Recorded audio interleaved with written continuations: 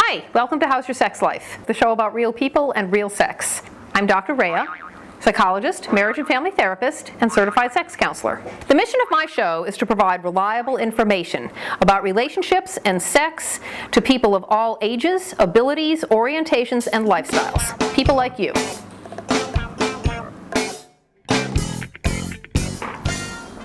I'm often asked, what do sex therapists do anyway? Do you have sex with people? Do you show people how to have sex? The answer is no. That's a different kind of sex professional. Like anyone else, when I'm lucky, I have sex with people of my choice in my own personal life. However, professional counseling never involves sex, or physical contact, or sexual demonstration. For direct physical sexual help, find a sex surrogate, or check out self-help websites like bettydodson.com.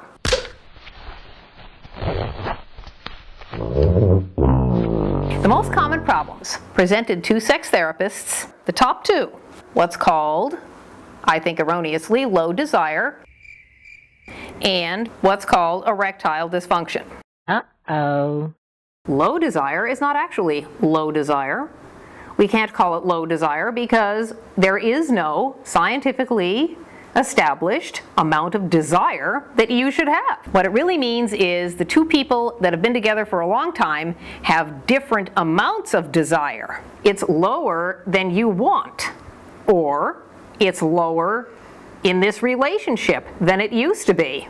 Many people have asked me in secret, they've painfully explained that they haven't had sex with their partner in many weeks or many months, sometimes many years. Uh-oh. These are normal things that happen in long-term relationships, yet they still love each other and they want to stay together. We need to look at these issues and we can learn to change our experience, but it's very important to realize that the common ideas that we have about sexual functioning are very high expectations and don't match scientific information. I don't want to lecture people, but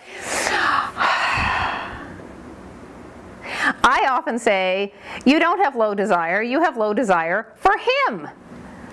Erectile dysfunction indicates that there's a certain way that erections are supposed to function. We're brought up to think that men can function anytime, every time, with anyone under any circumstances. And this is not true. Many things can interfere with the kind of erectile functioning that we would like to have. If men were barnyard animals, which some people might say that they are, but the barnyard animal who can have sex with the most animals as rapidly as possible is the alpha male. He's the best one. He's going to survive and provide the most offspring with his genes. There is some indication that humans are the same. And we're also programmed, we program men for performance rather than pleasurable experience. And these things cause problems in relationships that are very serious and painful. So we want to be more experience-oriented rather than performance-oriented. And the first thing to understand is that these happenings with erections and ejaculation are not necessarily dysfunctional. They're more normal than you think. We can learn to change these experiences, but the first thing we need to do is stop calling it a dysfunction.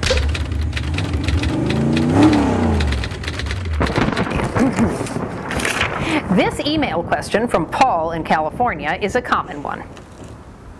He says, how can I last longer in bed? Well, Paul, let me first say that your question is grammatically unclear. What do you mean? Are you expiring in bed? Do you need someone to bring you food?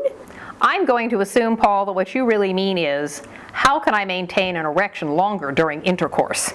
If you have a serious problem maintaining an erection, or if you always ejaculate much too fast for your own taste, so to speak, you must see a sex therapist and you should have a physical examination by a doctor. Watching sex tips on YouTube is probably not going to help you. And you need to understand another fact. The majority of women do not just get off through orgasm. No. Let me start this segment again. A common misconception, well, no pun intended, is that every woman can achieve orgasm through intercourse alone. Only about 30% of women will achieve orgasm through intercourse alone. Most women need other direct clitoral stimulation, either in addition or separately. So keep that in mind. At any rate, if you want to improve your sex life, study some skills and don't rely on instinct and YouTube alone.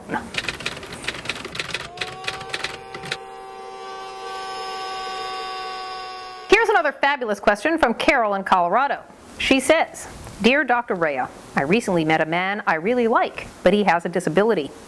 I want to have a serious relationship with him, including sex, and I think he does too, but I don't want to disappoint myself or him. Can people with disabilities have sex?" Carol, I'm so glad that you wrote about this special person that you have met. Your situation is more common than you think. You did not say the nature of your friend's disability, but I can say this. Our society ignores issues of sexuality and disabilities, but people with disabilities are definitely not asexual.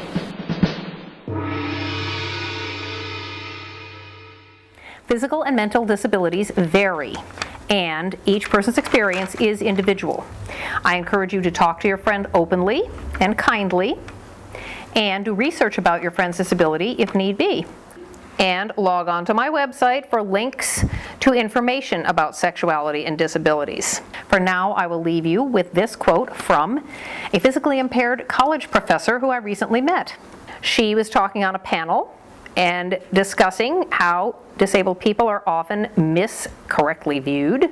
There are misconceptions. She said, "Disabled people are really creative sexually, so our partners dig us." Keep that in mind, Carol, and be encouraged. For more information about all of our topics today, or to ask a question for future episodes, or if you would like to be a guest on one of our shows, log on to my website, holisticcounseling.org, and my blog, sexology.wordpress.com. Thank you so much for joining us today. And remember, improvement starts with awareness, so keep thinking about and keep watching. How's your sex life?